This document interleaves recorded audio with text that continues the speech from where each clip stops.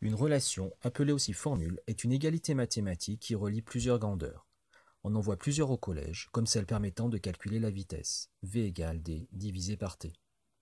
Je vais expliquer dans cette vidéo comment transformer ces relations de façon à pouvoir déterminer chaque grandeur.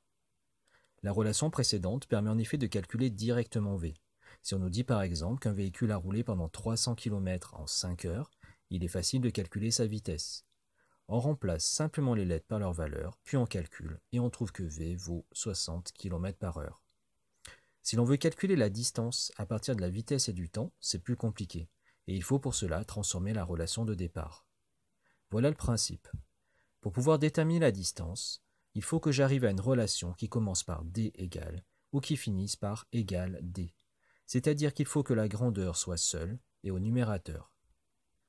Il faut donc ici que je me débarrasse du t. Pour cela, je vais utiliser la propriété d'une égalité. Elle reste toujours juste si on fait la même opération des deux côtés du égal. C'est le principe d'une balance à plateau équilibré. Si vous enlevez la moitié de la masse de marchandises d'un côté, mais pas de l'autre, ce n'est plus équilibré.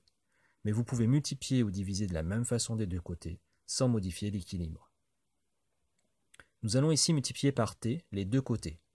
T représente un nombre, j'ai donc le droit de le faire. C'est comme si je multipliais des deux côtés par 2, par 20, etc. Je vois maintenant que j'ai à droite t sur t qui apparaît. Or, quand on divise un nombre par lui-même, 3 sur 3, 50 sur 50, on obtient toujours 1. On peut donc simplifier l'égalité, et d fois 1 étant égal à d, on a la formule suivante, t fois v égale d. Si je préfère, je peux inverser les deux membres de l'égalité.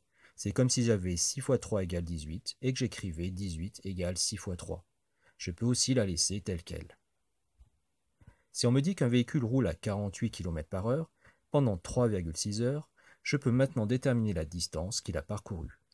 D est égal à t fois v, égale 3,6 fois 48, soit 172,8 km. Pour pouvoir déterminer le temps, je me retrouve avec deux problèmes. La lettre t n'est pas seule, et elle est au dénominateur. Il va falloir dans un premier temps que je la fasse passer au numérateur. Pour cela, on va multiplier des deux côtés par t, et on arrive à la même relation que précédemment. Il faut maintenant que je me débarrasse du v pour que le t soit tout seul.